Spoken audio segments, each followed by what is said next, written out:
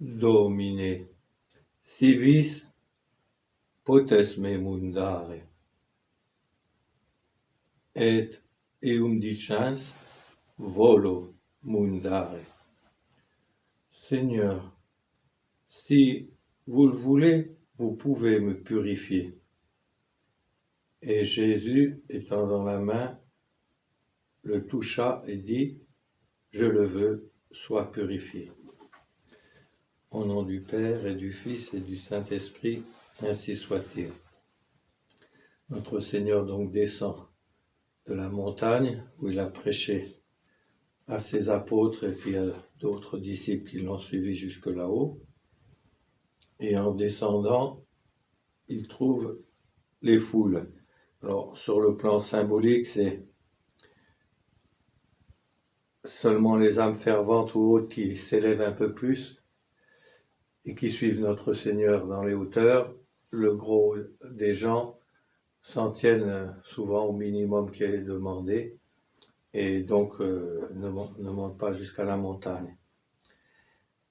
Et voici qu'un lépreux adorabat eum, alors dans le sens qu'il s'est prosterné devant notre Seigneur. Pas dans le sens certainement qu'il l'ait reconnu pour le Fils de Dieu, mais au moins il le reconnaissait déjà comme un prophète, un thaumaturge, etc. Et notre Seigneur, préparant les esprits peu à peu, c'est surtout dans la dernière année qu'il va multiplier les paroles et les actes pour faire comprendre qu'il est plus qu'un simple homme. Mais il commence déjà par faire des miracles avant, au moins déjà, si on peut dire ainsi, se montrer déjà au niveau des prophètes.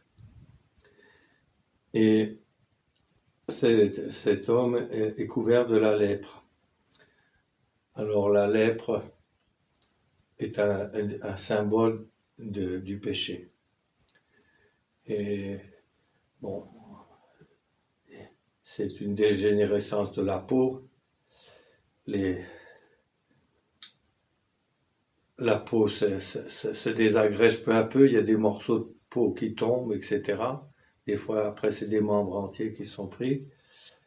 Et c'est pour ça que le prophète Isaïe, au chapitre 53, il décrit notre Seigneur pendant sa passion, et certainement au moment où il le voit flagellé, comme un lépreux. Je le vis, il était semblable à un lépreux, comme le dernier des hommes, moqué, etc.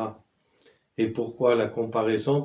Parce que avec la flagellation, c'est pareil, ça fait d'abord des stries, ça fait des entailles, ça fait d'abord couler le sang, mais après ça enlève des morceaux de peau.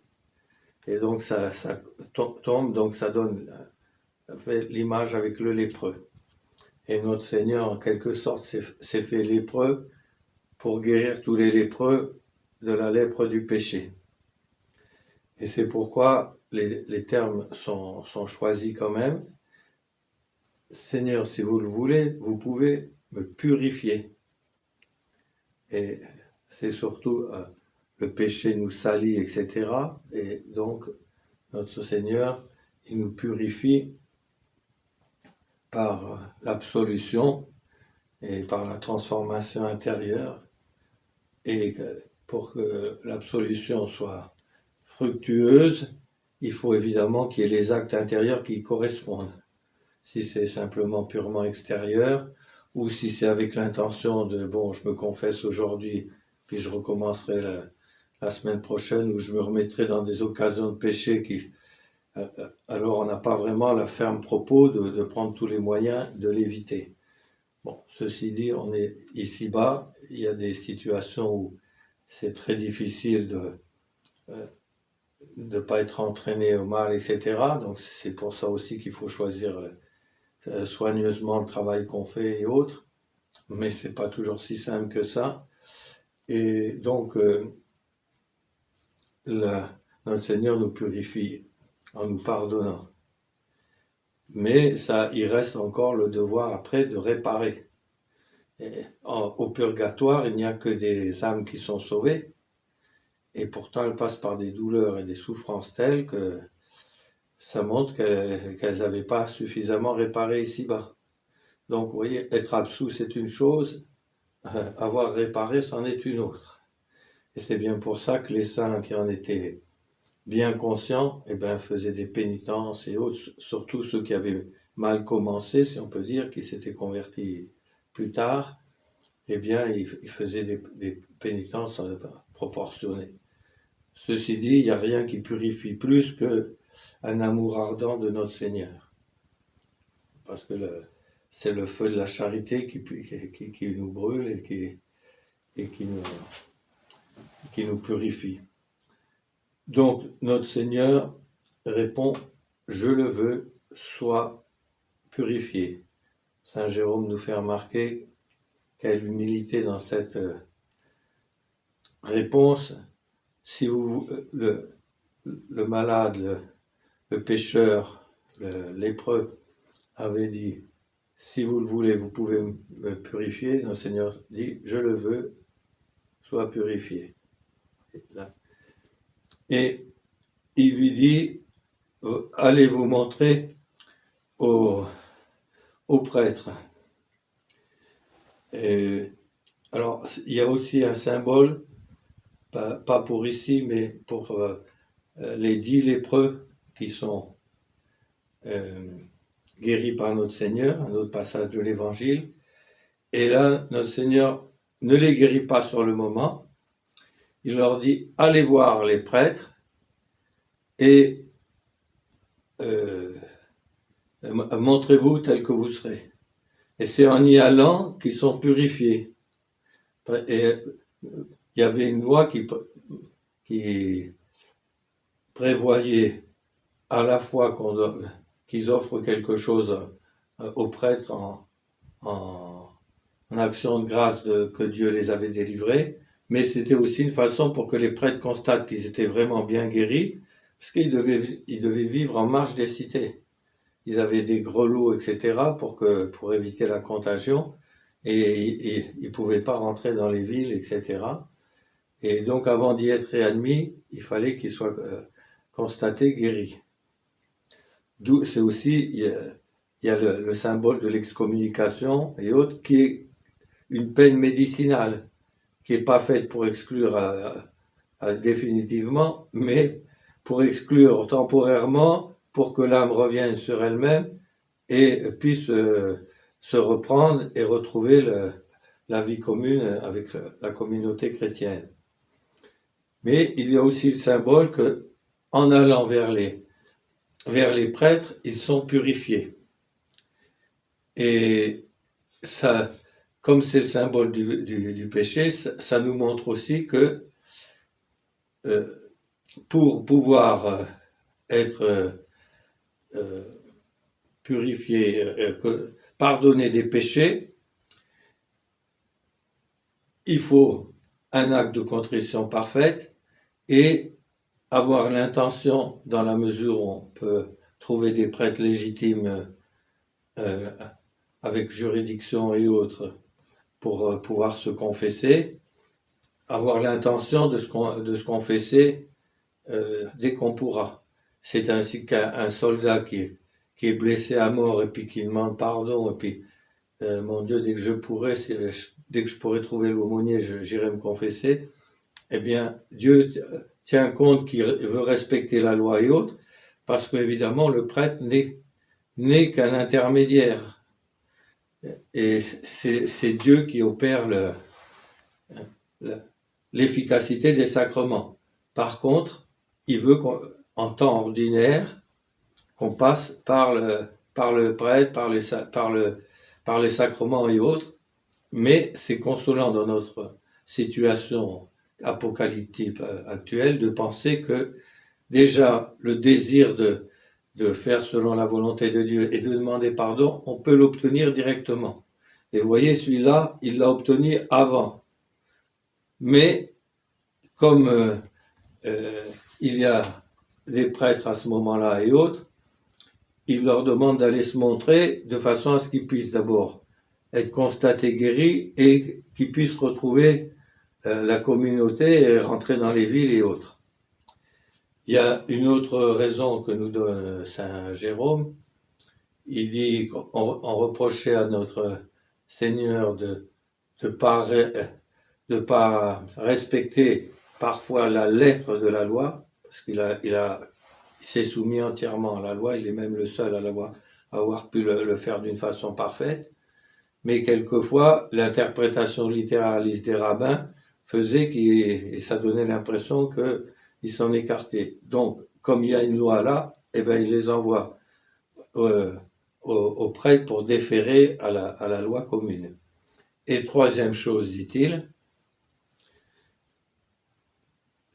en allant se montrer au prêtre, et vraisemblablement en apprenant comment il a été guéri, eh bien, y croire au pouvoir de thaumaturge de notre Seigneur, et donc, eh bien, commence à être touché et à l'écouter, ou alors au contraire ne veuille pas y croire, et du coup soit coupable de résister à la vérité connue. Donc voilà, c'était encore une autre raison. Et après, il y a le magnifique exemple du centurion.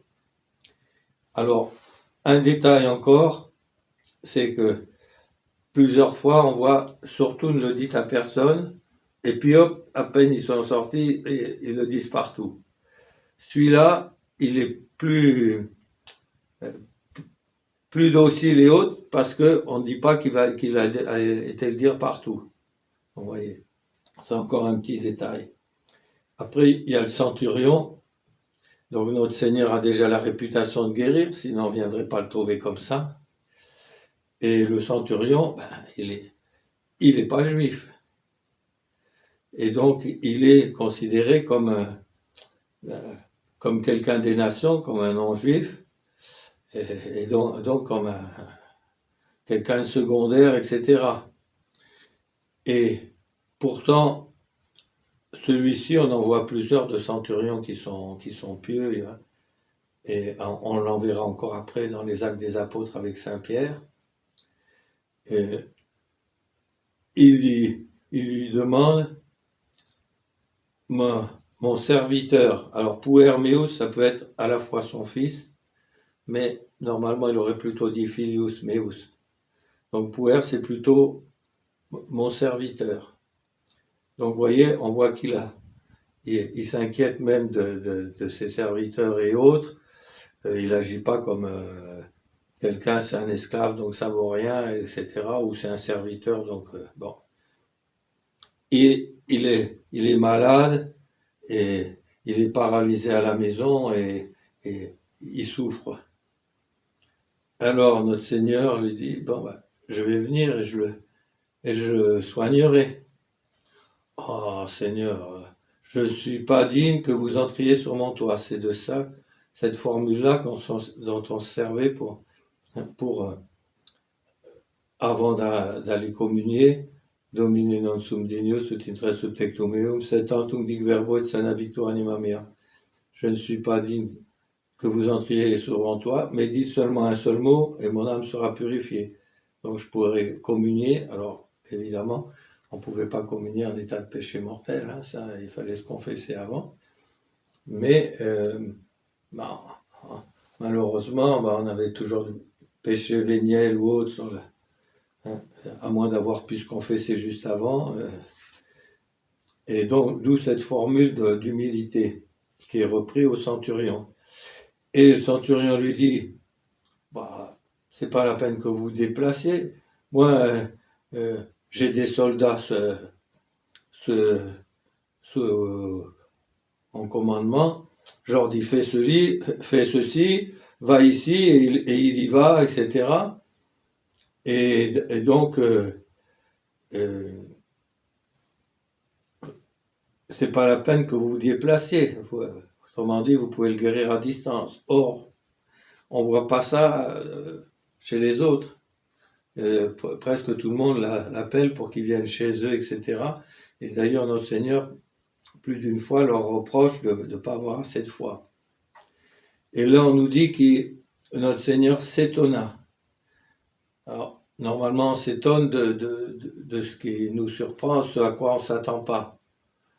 Alors, notre Seigneur avait quand même, en tant que dans sa nature humaine, la possibilité de s'étonner, mais pas de la même façon que nous, c'est-à-dire que il laissait en quelque sorte l'étonnement naturel s'exprimer, parce que lui, il savait à l'avance, en tant que Dieu, ce qu'il y avait dans le cœur du soldat et ce qu'il allait faire et ce qui allait se passer après. Tout lui était présent. Donc, je n'ai pas vu, et c'est surtout, il s'étonne pour, pour mieux marquer ce qu'il va dire vis-à-vis des Juifs qui l'entourent. Je vous le dis en vérité, je n'ai pas trouvé une telle foi en Israël. Et je vous le dis, il y en a beaucoup qui viendront de l'Orient, de l'Occident, et qui siégeront avec Abraham, Isaac et Jacob dans le royaume des cieux. Tandis que les fils du royaume, alors là c'est pris dans le sens du royaume d'Israël, seront jetés dehors dans les ténèbres extérieures. Alors pas tous évidemment, mais tous ceux qui n'auront pas cru en notre Seigneur et qui l'auront rejeté et qui malheureusement seront le grand nombre. Et là il y aura les pleurs et les tremblements de dents, etc. Et ça nous rappelle, ça fait suite à l'appel des nations à travers les rois mages qu'on a fêté, et comme un triptyque dans les dimanches d'avant, que contrairement à la mentalité juive de l'Ancien Testament, les nations vont être appelées à rentrer dans l'Église. Et à la fois, le bon Dieu leur avait dit de se mettre à l'écart des nations. Pourquoi? Parce qu'elles étaient païennes, immorales, etc. Donc c'était pour les protéger. Mais c'était pas pour qu'ils méprisent les nations et puis qu'ils les empêchent de venir. Alors ils avaient quand même des prosélytes et des gens qui venaient s'agréger un petit peu à eux, mais qui sans doute considéraient quand même comme de deuxième catégorie, si on peut dire. Et surtout cette habitude de se mettre à part et de tout faire, eh bien, ça leur avait donné l'habitude justement de ne pas frayer avec les nations et autres. Et donc ça a été difficile pour eux, et pourtant c'était clairement annoncé dans l'Ancien Testament, comme je l'ai montré de manière multiple en citant les prophéties dans le livre 4, sur l'appel des nations justement à l'Église. C'était annoncé que le Messie viendrait pour tout le monde, qui s'adresserait à tout le monde. Et donc ça, ils ont eu du mal à l'accepter, et on voit encore même les premiers chrétiens qui judaïsent. On commençait ce matin en bréviaire l'épître aux Galates, et c'est exactement le terme. Les Galates, c'était des Grecs. Ils avaient été enseignés par saint Paul que eh bien, c'est la grâce qui allait les sauver, la foi, etc., et non plus les rites purement, les rituels purement d'ablution, etc. Et avec le baptême, ils n'avaient plus besoin de la circoncision non plus, parce que la circoncision n'était qu'une figure, une pâle figure du baptême. Et les judaïsants étaient venus par derrière en disant ça vous servait à rien si vous n'êtes pas circoncis, si vous respectez, si vous mangez des viandes défendues, etc., etc. Et donc saint Paul est obligé de leur écrire pour leur dire, si quelqu'un vous prêche un autre évangile que celui que je vous ai prêché, qu'il soit anathème.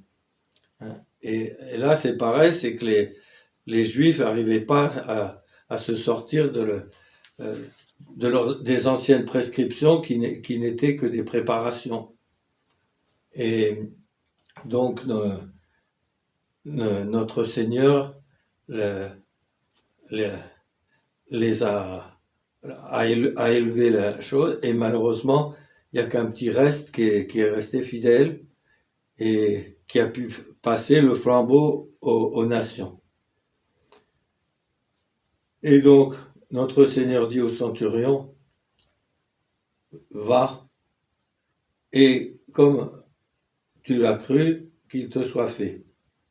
Et le serviteur, à l'heure même, fut soigné. Donc voilà, encore, pour nous montrer la puissance de notre Seigneur. Dans les temps normaux, il y a des canaux ordinaires de la grâce par lesquels il faut passer, parce que c'est Dieu qui nous demande, puis aussi parce que ce sont des signes sensibles qui nous aident à comprendre la grâce intérieure qui est faite. Mais, comme le dit le prophète Isaïe, Dieu n'a pas la main raccourcie, et quand il n'y a pas les canaux ordinaires, c'est lui qui leur donne l'efficacité. Et il peut donner l'efficacité directement. Bon, voilà. Alors, en quelque sorte, on n'a pas les mêmes assurances, on n'a pas les mêmes choses. Mais d'un autre côté, il y en a beaucoup qui, du moment qu'ils ont le canal extérieur, le canal ordinaire de la grâce ou quoi, ils reçoivent l'absolution ou quoi, même s'ils ne sont pas bien disposés, ils s'imaginent que ça suffit. Or, on voit dans le sermon de Saint Léonard de Port-Maurice, qui était donc un grand prédicateur, et dans les causes de la damnation, il met notamment les mauvaises confessions.